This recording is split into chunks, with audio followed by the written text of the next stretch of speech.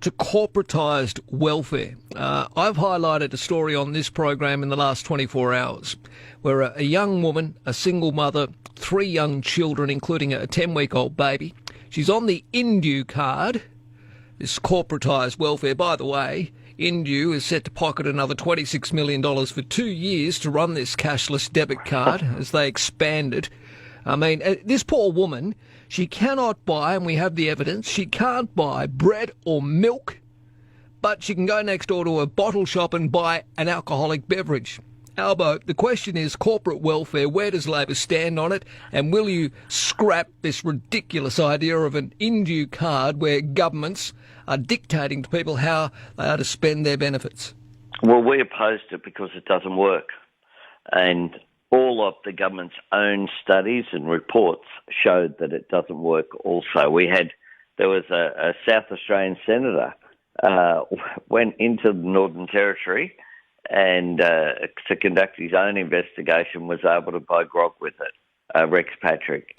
That's right, yeah. Look, the truth is that for some communities, a limited cashless card assisted some communities, particularly women, in remote communities who requested it effectively and wanted this to happen for their communities so that they were making sure that they were buying essentials for themselves and their kids. Yeah.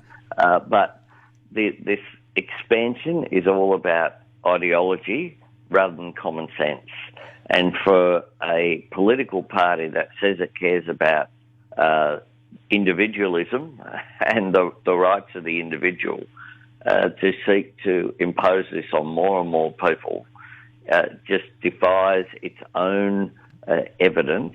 But more than anything, why are we allowing a third party to dictate who is set to receive Australian taxpayer benefits? I mean, I've never come across anything in my life. I don't understand. Well, this is just a part of privatisation, of course, and we know that. Remember, Marcus, the example of the company that had basically a shed on Kangaroo Island that were paid tens of millions of dollars to assist with offshore detention facilities. Some of this is just extraordinary, and the connections with the Liberal Party and is just beyond belief, frankly. All right, and it's one of the reasons why, frankly, we need a National Integrity Commission. Well, true. Which actually oversees all of this, which will act as a handbrake on this activity. And I suspect it's one of the reasons why Scott Morrison promised it way back in 2018. Yep. We still haven't seen the legislation. So just to be clear, if elected, Labor would scrap the Indu card. Oh, absolutely. We think there's a role if communities are requesting a government-run system in terms of a cashless welfare card. So I don't want to say that it never has a role, because it did have a role.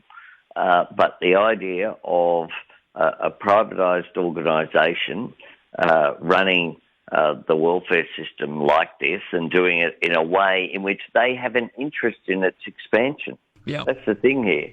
If you introduce the profit motive above what is the public interest, it's the public interest that's got to count here.